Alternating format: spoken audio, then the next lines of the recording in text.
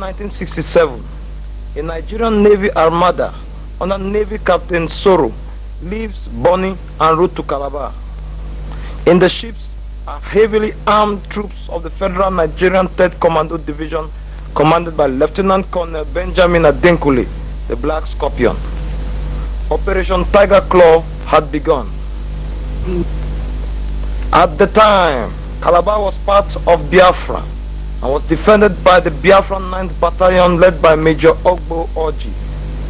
In fact, his battalion was responsible for the defense of Biafra's entire southeast coastline, from Ikang on the Cameroon border to Opobo, 75 miles away on the Imo River basin.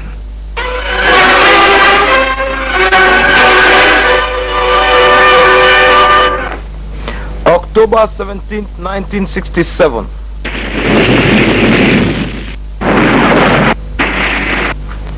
Biafran defenses on Calabar's beaches come under heavy Nigerian naval and aerial bombardment.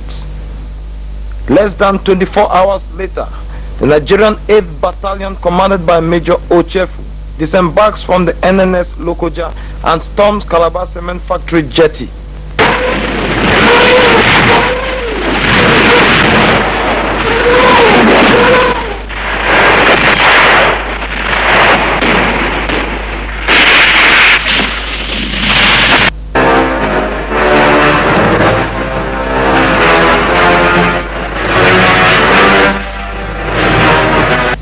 The small but stubborn Biafran resistance is quickly overwhelmed.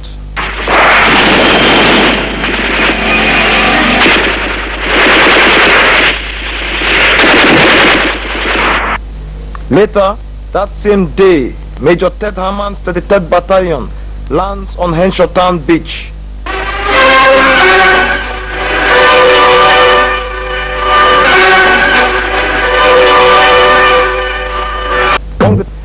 Among the troops is Colonel Adenkule, the division commander. Within days, the Nigerian army was in complete control of Ikang, Atimbo and Esugumbai beaches.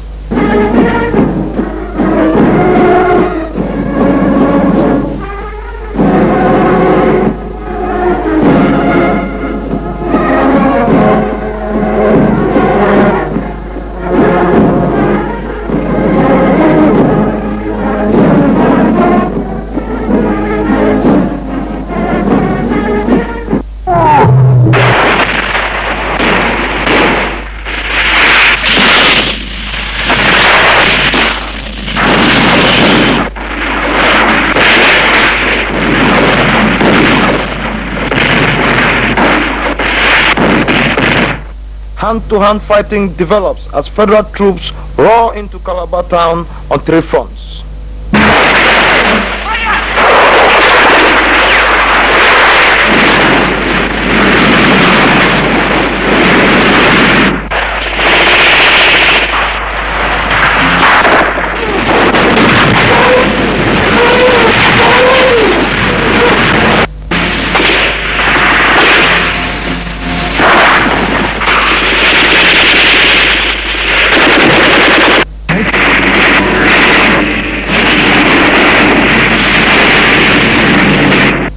Biafran commander Major Orji is seriously wounded and evacuated to Umuahia, while his outgunned and outnumbered troops retreat to new defensive positions around Hope Water Institute on the outskirts of Calabar.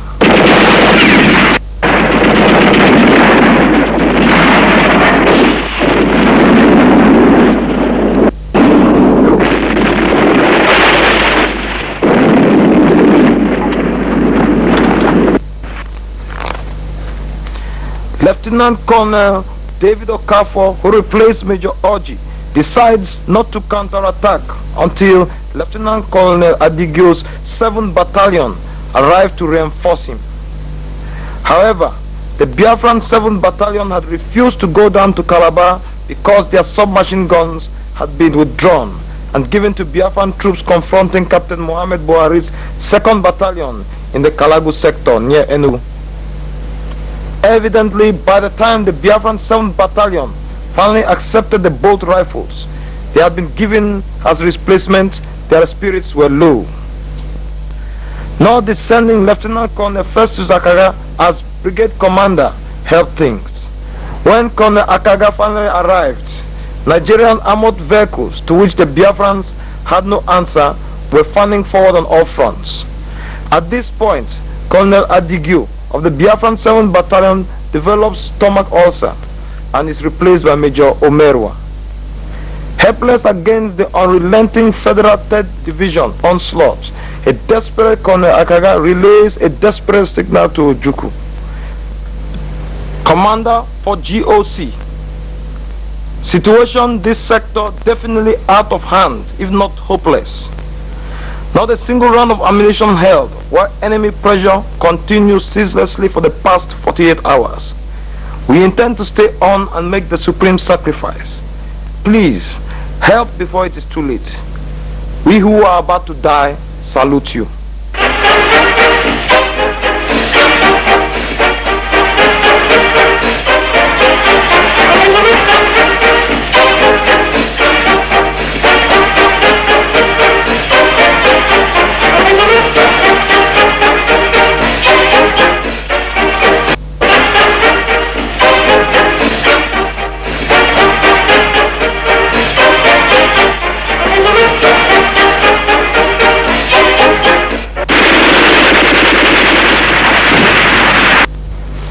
Faced with a catastrophic military debacle in the Calabar sector, Ojukwu throws in newly arrived white mercenaries. But the mercenaries came under endless artillery and aerial bombardment.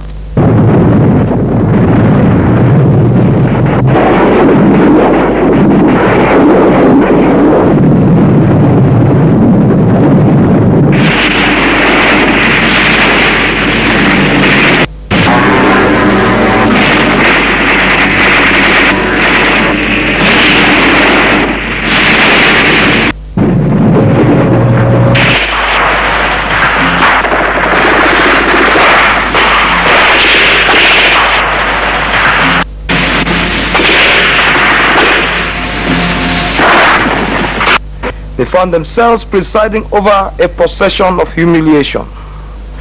After suffering unusually high casualties, the mercenaries retreat 50 miles up to Ikotopora.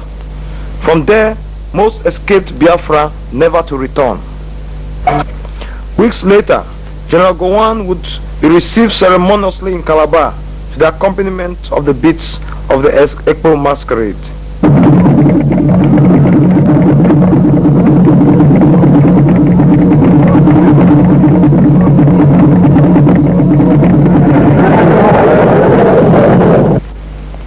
Ill-prepared, poorly led, and ill-equipped, Biafran units were thrust into battle one after the other, and one after the other they were crushed. With the loss of the battle for the Cross River region, Biafra had lost its only land route to the outside world. And because the Nigerian Navy controlled the seas, Biafra's only remaining contact point with the outside world was Port Harcourt Airport.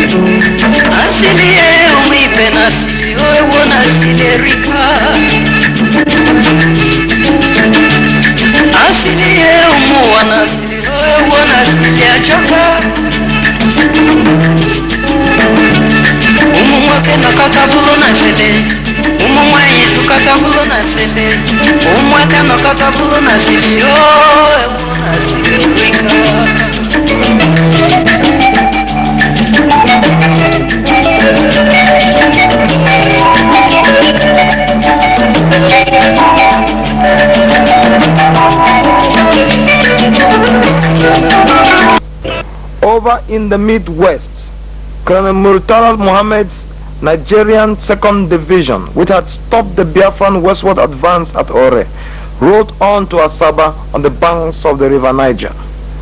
Now, Colonel Murtala Mohammed turns his eyes across the Niger at the priceless Biafran town of Onitsha, reputed as the largest market in Black Africa. The Biafran 11th Division under Colonel Conrad Nwawo was in charge of the defense of Onitsha. Colonel Conrad Nwawa had come into prominence when he escorted January 1966 coup leader Major Nzaugu on his last journey from Kaduna to Lagos. The Biafran 11th Division was made up of the 12th Battalion under Colonel Mike Ivenso. The 12th Battalion was responsible for the defense of the area from Ida in the north to Sugbe. The 18th Battalion under Major Nsudo was responsible for the defense of Onitsha town, while the 11th Battalion under Major Achuzie defended the river line from Ndoni to Atani. The beach itself was heavily mined by Biafrans, as well as being backed by anti-tank guns and machine guns.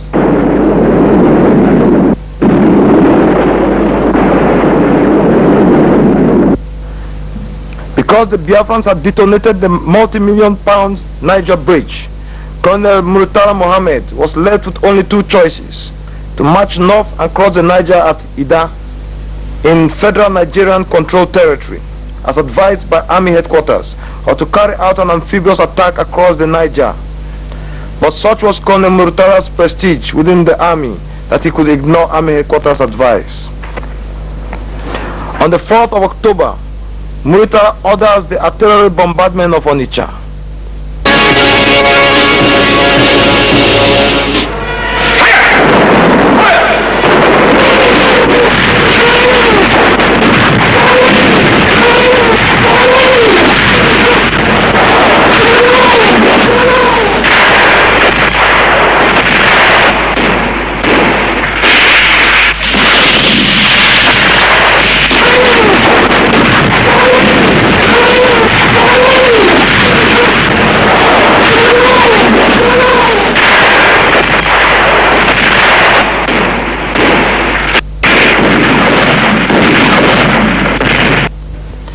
Days later, Colonel Murtala personally leads a 10-boat armada towards Onitsha.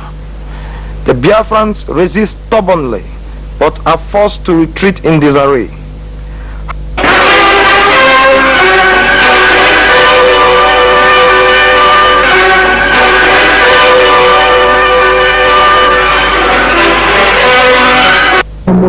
However, instead of pursuing the retreating Biafrans and occupying the town, the federal troops turned their energy on looting Onitsha market, then burning it to the ground.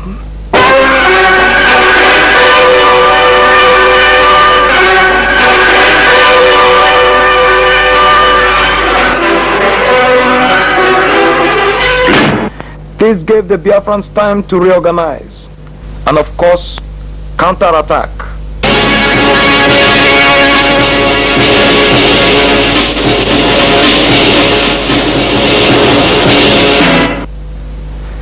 Achuzie leads his men in a counterattack down New Market Road.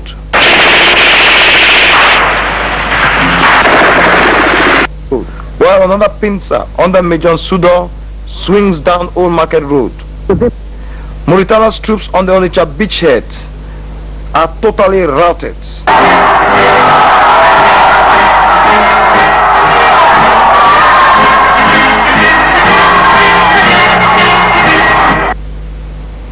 Undaunted, Colonel Murtala orders his troops under Captain Inyang Basi to cross the Niger into Onitsha.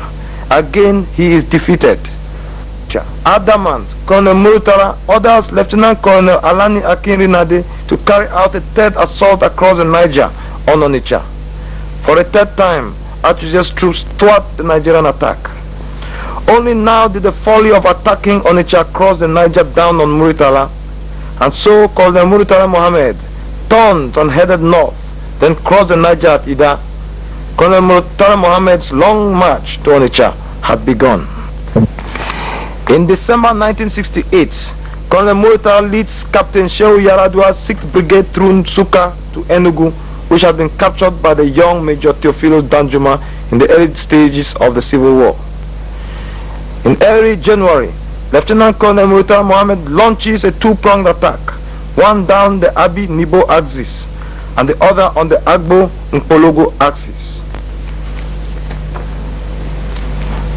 On the Nkpologo axis, a powerful Nigerian 2nd Division contingent engages Colonel Christian Ude's 53rd Brigade, reinforced by Captain Charles Leroy's mercenaries. On the Atani axis, Muritala's troops attacked Colonel Mike Evenso's Biafran 12th Battalion, forcing the Biafrans to retreat to Ukpabi Nibo.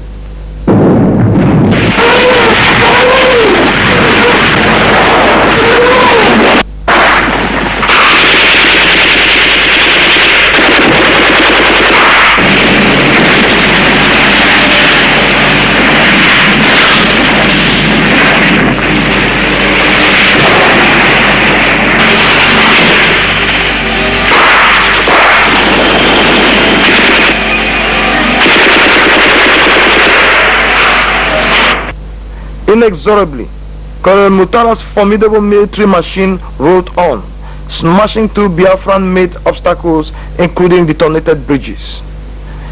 A few weeks later, Captain Leroy, the French mercenary commander, is wounded and evacuated.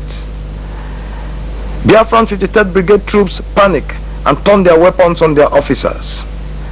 Despite heavy casualties, in late January 1968, Muritala's troops stormed into Udi, Colonel Ude's hometown. Within days after the capture of Udi, Muritala's troops captured Ozara, cutting off Colonel Frank Obiara's S Brigade and the Biafran 14th Battalion at Emene from the rest of Biafra. At this point, Ojukwu sacks Colonel Ude and replaces the S Brigade commander, Major Obioha, with Colonel Timothy Onwatuegu. Supported by artillery and aerial bombardment, Muritala's division rolled on. Umudim, Amokwe, Oji River, Agobu, Ugoba are all overrun.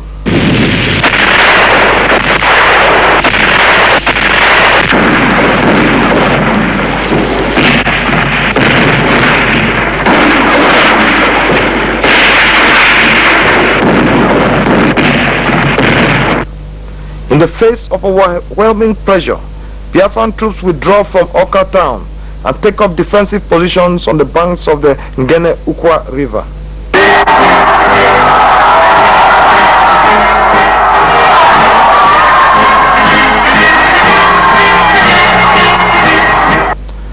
On January 19, 1968, the Nigerian 2nd Division occupied Biafran Army Commander Major General Alexander Madiebo's hometown, Oka.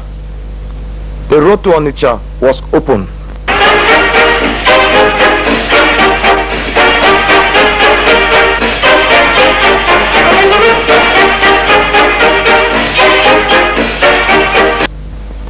In the face of this impending disaster, Odumegwu Ojukwu replaces 11th Division Commander Colonel Conrad Nwawo with the tough Lieutenant Colonel Joe Achuzie, Biafra's most gifted operations commander.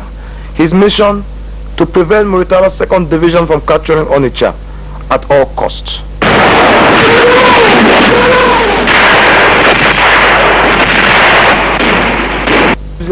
Every time Muritala's troops attacked, Achuzie's troops counterattacked.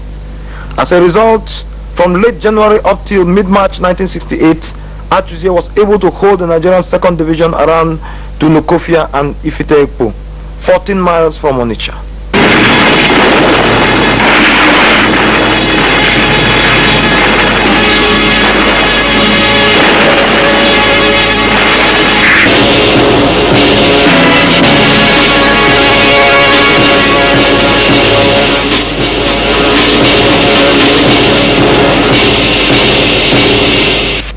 But the Biafrans from the beginning lacked the firepower and armored cars at Muritala's disposal.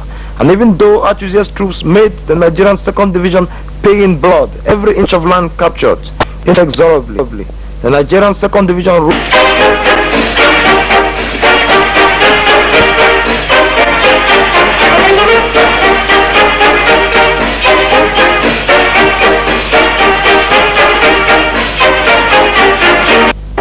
through Abagana, Ogidi, Nkpo, and finally Onitsha. The final battle of Onitsha would last 24 hours.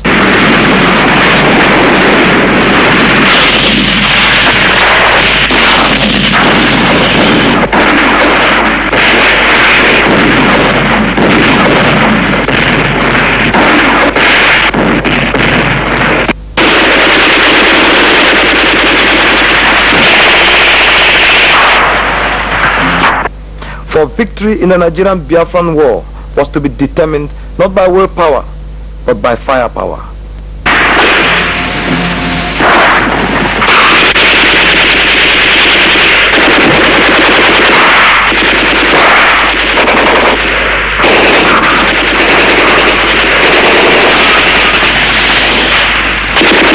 Nigeria's Major Olorin would die in Onitsha.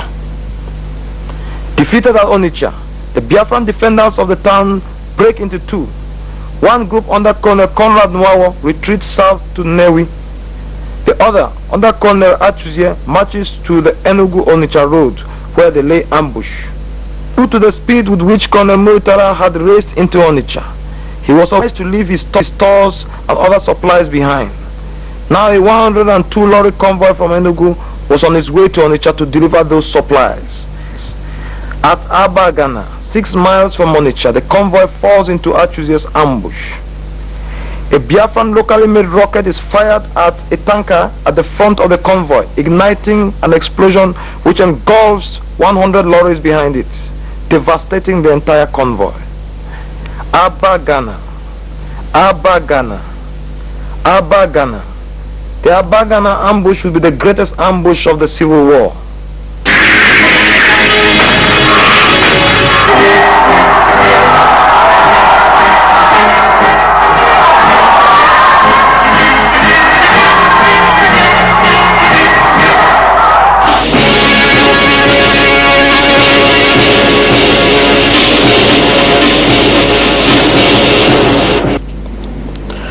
And so it was that Joe Achuzie became the Hannibal of Biafra. The tragic story of the Battle of Onitsha remains incomplete without mention of Operation Hiroshima.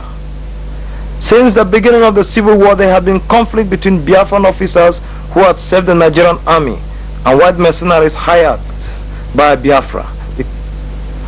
To discredit the mercenaries, Biafran Army Commander Alexander Madiebo and Major General Philip Effiong convinced Ojukwu to force mercenary Commander Colonel Rolf Steiner to attack Onitsha through open terrain.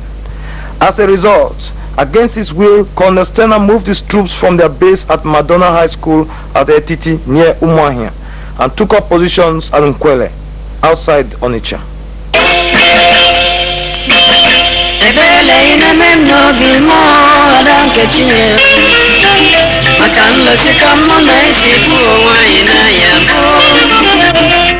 These were the men who had fought at Okunano, Fegi, Owaza, and Chokochu. They would die, they knew, but they believed their legend would remain. They did not know they were pawns in a trial of strength between their commanders.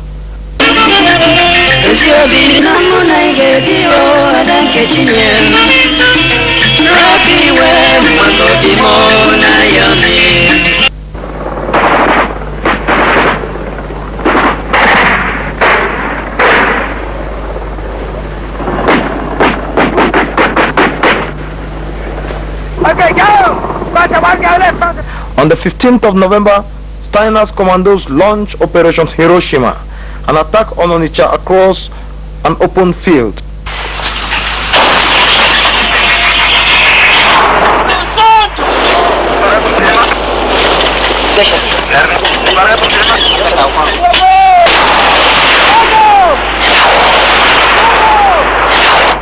With neither air support nor natural obstacles to hide behind, Nigerian artillery and machine gun fire decimate the attacking Biafran commandos.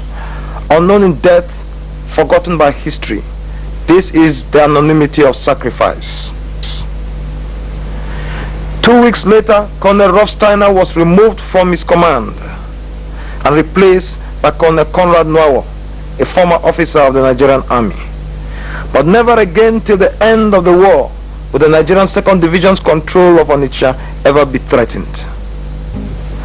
Within weeks, General Gowon was reviewing federal troops on an official visit to Enugu. Biafra had lost the war on the northern front forever.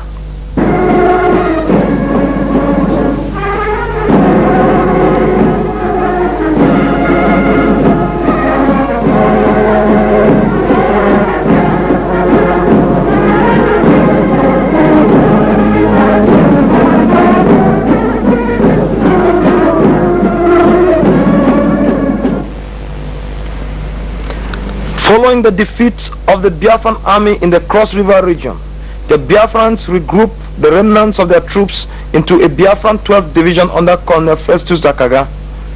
This 12th Division is divided into the 56th Brigade under Colonel Simon Uwakwe, based at Arochukwu, and the 58th Brigade commanded by Lieutenant Colonel Ifeanyi Anyebo, based at Uyo.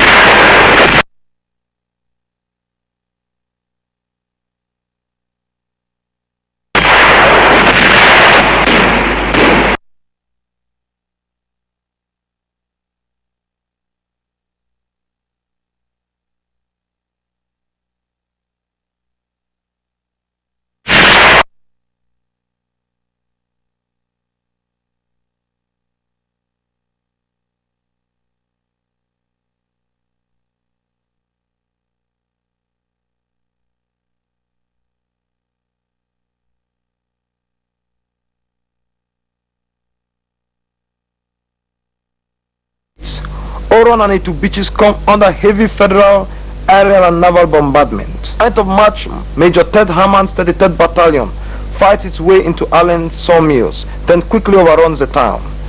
Confused by the swiftness of the Nigerian advance, Lieutenant Colonel Ifeanyi Anyebo loses control of his troops. Consequently, hundreds of Biafran troops are cut off and forced to surrender when federal troops from Oron link up at Uyo with the Nigerian 16th and 17th Brigade from Itu. The 16th Brigade under Lieutenant Colonel Utuk and the 17th Brigade under Lieutenant Colonel Shande stormed through Eket, crossed the Imo River and occupied Opobo town. With the Biafrans in retreat, the Nigerian 15th Brigade, commanded by Lieutenant Colonel Alani Akinrinade and based at Bonny, launches an attack on Port Harcourt.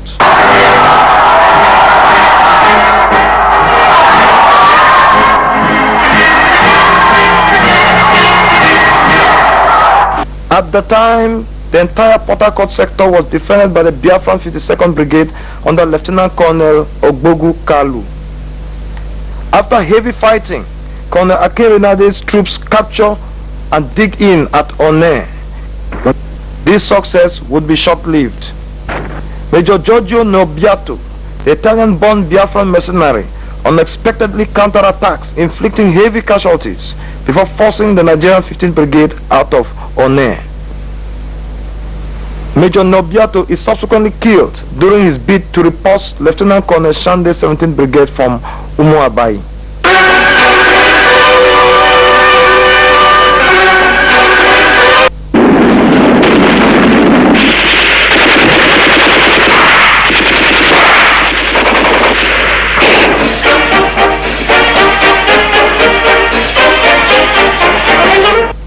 The Nigerian 17th Brigade follows up its success by capturing Afam, whose power station provides most of Biafra's electricity. And so darkness fell on Biafra.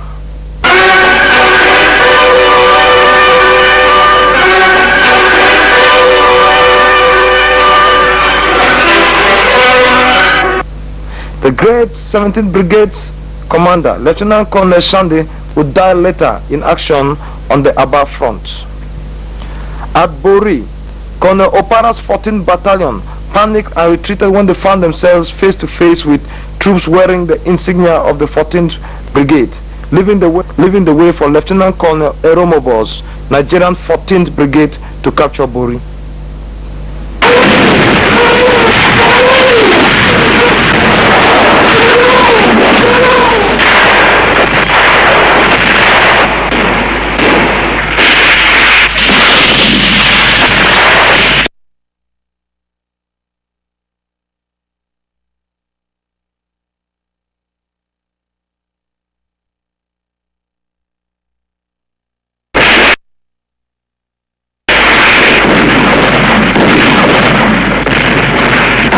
As Biafran lines in the Port Harcourt sector crumble, Okokondem appeals over Radio Biafra for the defense of the town.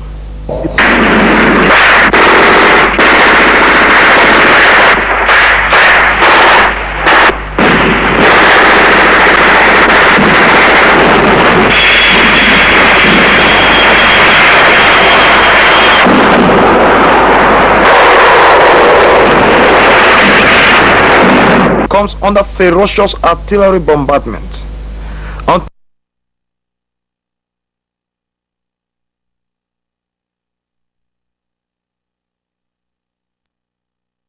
From the Okrika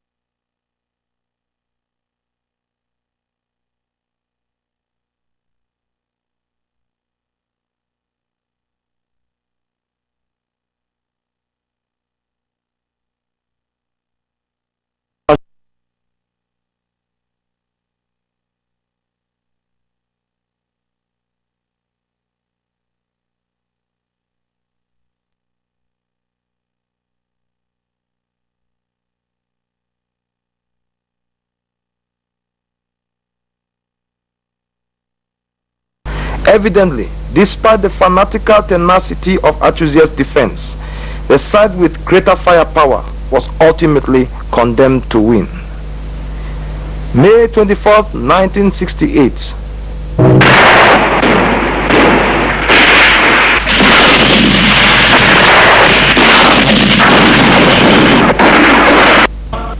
Port Harcourt is subjected to extremely heavy naval and aerial bombardment. Battle rages on the outskirts of town.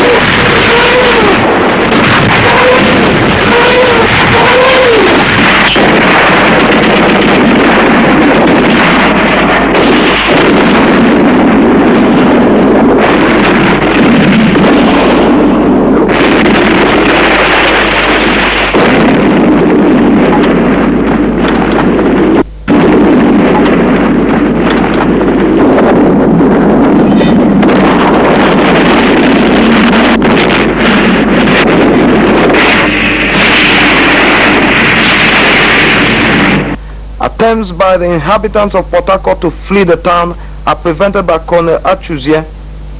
Achuzie is determined to transform the defense of Port Harcourt into a people's war, a fight to the last man. But by mid-May, Achuzie's troops had been forced out of walls of Port Harcourt town. The airport and army barracks changed hands on several occasions.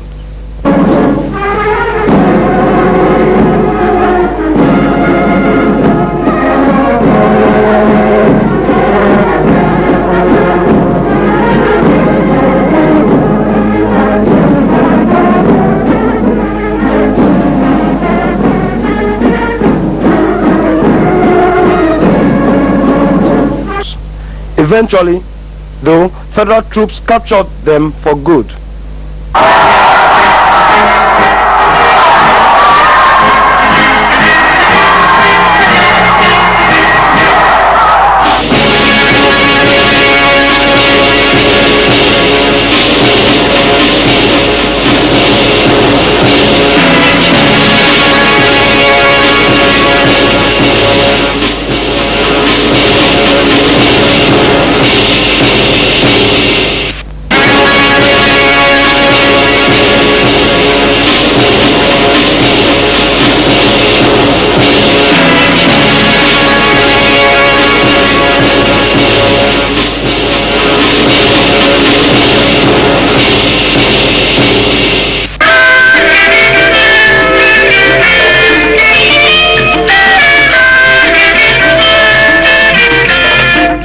Even after the bulk of his troops had retreated from Port Harcourt, Lieutenant Colonel Joe Achuzie, an engineer in Port Harcourt before the war, fought on until he narrowly escaped being run over by an armored car. Only then did he finally retreat to Igrita. The date was May 19th, 1968. Port Harcourt had fallen. Promoted to full colonel, Achuzie hands over command of the Biafran 52nd Brigade to Navy Captain Anuku, but not without a warning. That I'm not here doesn't mean that I'm still not here, because I'll be coming down to make sure that nobody lets me down. Moreover, for those who already gave their life, I don't need to tell you that they all expect that you emerge victorious. As long as the one persists and they support the alternative continue, you continue fighting.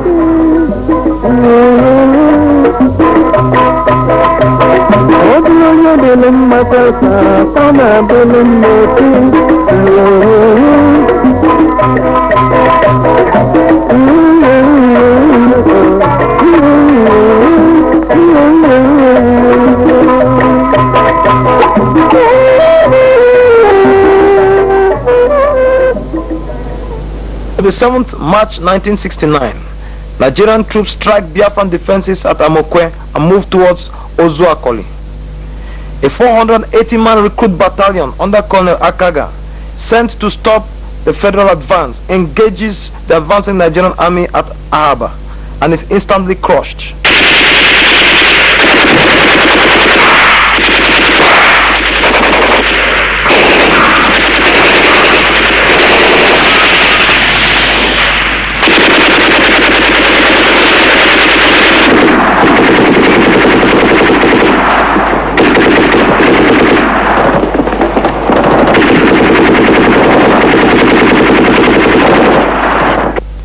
$450 men of the Biafran 8th Commando Brigade under Major Ananaba are thrown into the fray.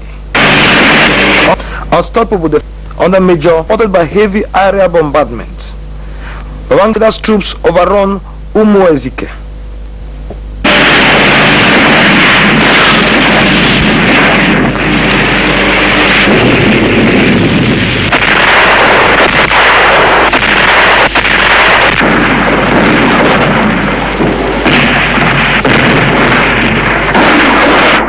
Then on the 30th of March 1969, they capture Ozuakoli, a few miles from the Biafran capital, Umuahia. Because at this point in time, the most known Biafran turned up with troops of his tribe on April of it at Umuahia.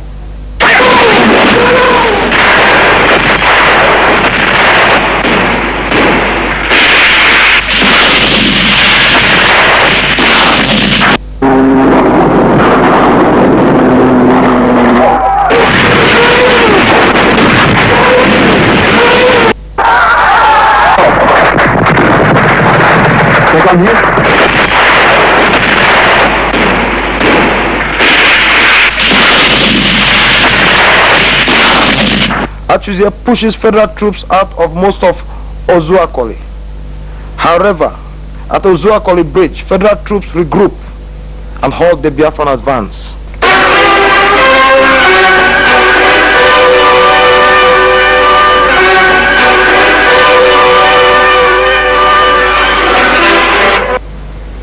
The Federal 82nd Battalion counterattacks. However, its commander, Major Ibrahim Babangida, is wounded and evacuated. He is replaced by Major Maman Vatsa, who succeeds in forcing the Biafrans out of Ozuakoli. And so the Nigerian 1st Division turned the full might of its artillery on the Ozuakoli-Umuahia road. Because the Biafrans knew the Nigerian army traditionally advanced using main roads, the Ozuakoli-Umuahia road was heavily mined and backed up with obstacles, fell trees and ditches. An attempt by the Nigerian 25th Battalion to snatch Umuahia led to the Biafran decimation of the 25th Battalion. April 11, 1969, the Nigerian army calls in for air support. From Ozuakoli to Umuokpara and Emeke to Umuahia, a veritable tornado of bombs and fire ravaged Biafran control areas of the Umuahia sector.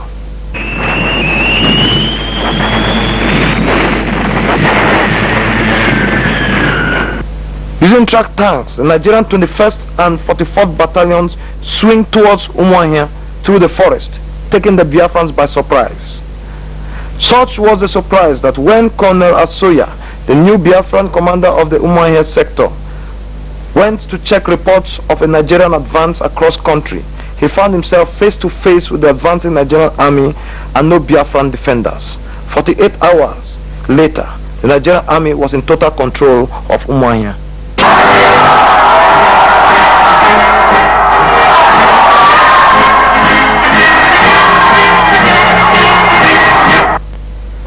The loss of Umuahia was destined not to be Biafra's fatal last blow. For at Owerri, Colonel Utuk's Nigerian 16th Brigade had been cut off from Colonel Adenkule's 3rd Division. The second in command, Major Ted Haman, had died in action. A concerted attack by Colonel Asoya's Biafran 60th Brigade, moving from the west, Major Igweze's 52nd Brigade from the north, and the 68th Battalion of Colonel Onwategu's Strike Brigade, moving from the east, forced Lieutenant Colonel Utuk to order his troops to fight their way out of the town. That same day, the Biafrans reoccupied Owerri. The capture of Owerri greatly overjoyed the inhabitants of the ever-decreasing enclave of Biafra. On Thanksgiving Day, 1st June 1969, Ojukwu proclaims the Ahira Declaration, a document which condemned corruption in Biafra, called for self-reliance, social justice, and loyalty to Biafra.